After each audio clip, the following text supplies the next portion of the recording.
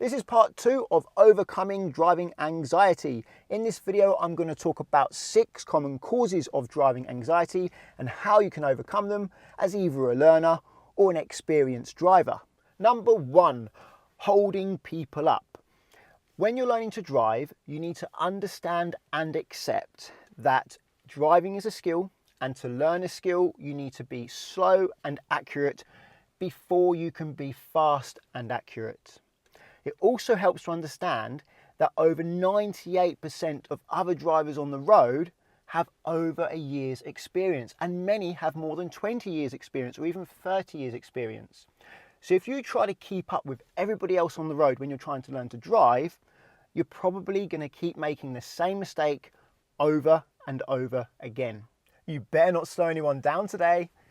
What if someone toots their horn? Why are you putting me under pressure? You know I've got to do it slowly before I can do it quickly. Well, you're never going to pass your test at this rate. And how do you come to that conclusion? Your dad. Remember when he said he passed his test in 10 hours? You've already done 20. Where's your license? Well, that may be the case, and it might have something to do with the fact that there was less cars back then, or there could just be something in the water. But as long as I get my driving license, I really don't care. What's happening to me? I think you call that confidence. But you need me. That's your opinion. I'll always be here, waiting. Well, I hope you like waiting. Ta-da! Now, where was I?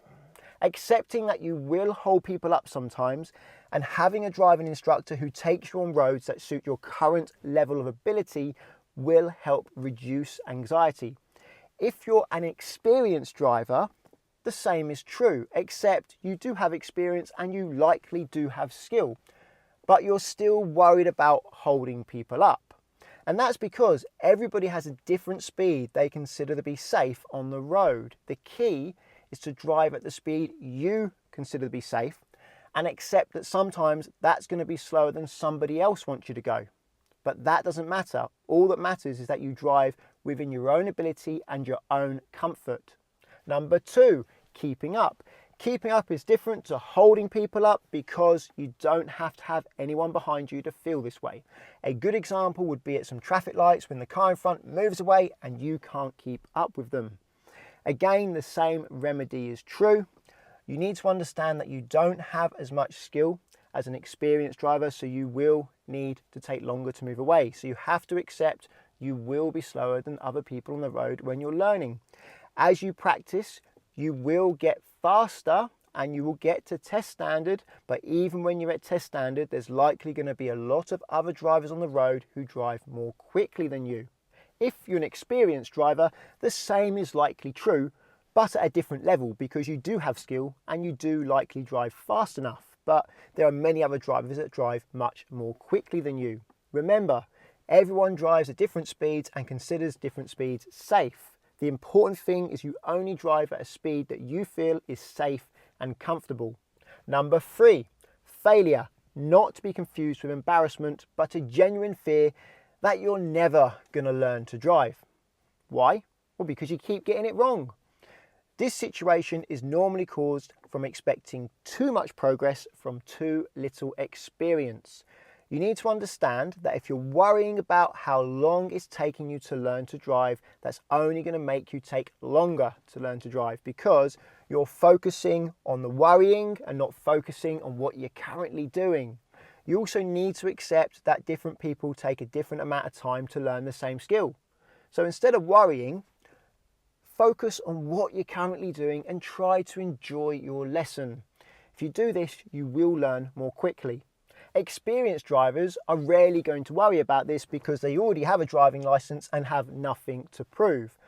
Unless, of course, they have a very criticising passenger, in which case that may leave them continuously second-guessing their own decisions, which won't help. Number 4, embarrassment. Embarrassment causes many learner drivers anxiety. You may feel like you're the centre of attention, everybody's staring at you, and you've got to show how good you are at driving. Any mistakes you make, you look silly. You feel incompetent. But you've got to face the music. You're learning to drive. You have not learnt yet. So you're going to make loads of mistakes and do loads of things wrong. You need to understand it and you need to accept it. Then you will learn more quickly and enjoy your lessons. experienced drivers tend to be less affected by embarrassment. And that's because experienced drivers are generally a bit older and it's harder to embarrass an older person. I know it was much easier to embarrass me 15 years ago than it is now. And I think it's because younger people care more about their image. And as a population as a whole, people tend to care less about their image as they get older. That doesn't mean you can't be embarrassed as a more experienced driver though.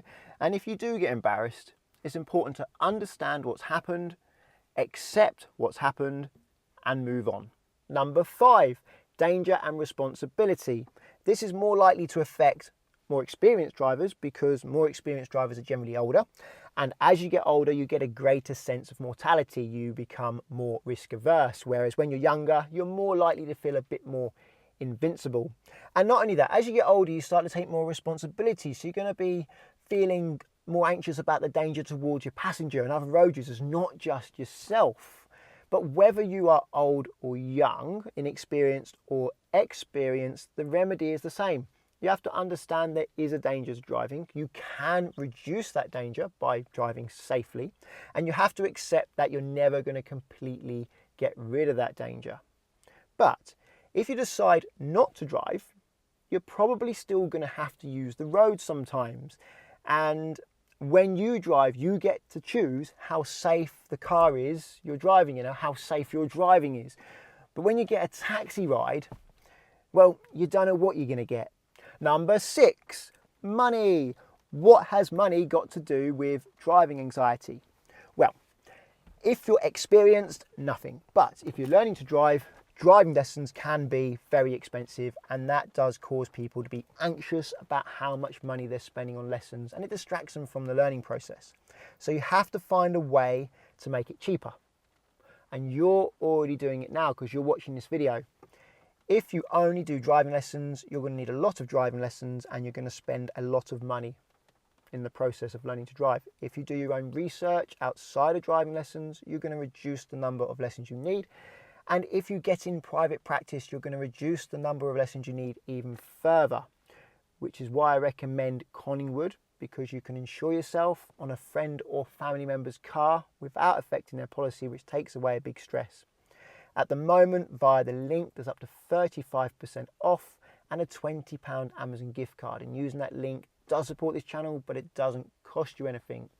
If you already have your own car or you're thinking about buying a car, check out confused.com, because with Confused, you can fill out a quote form, get loads of quotes back and find out who's cheapest. But what I really like about it is you can change the car on that quote as many times as you like to find out how much all the different cars cost to insure, so you can make a good purchasing decision. There's a link in the description to confused.com. Again, it doesn't cost you anything, but it does support this channel. So thank you very much. Well, I hope this video helps. I understand and accept it may not help everyone because anxiety can be a difficult thing to overcome. But if you think it does, please give it a thumbs up. Check out Facebook and Instagram. They're both Conquer Driving. I post some helpful things on there every so often with some questions and answers. And if you want my future videos, please subscribe. And until the next one, cheerio.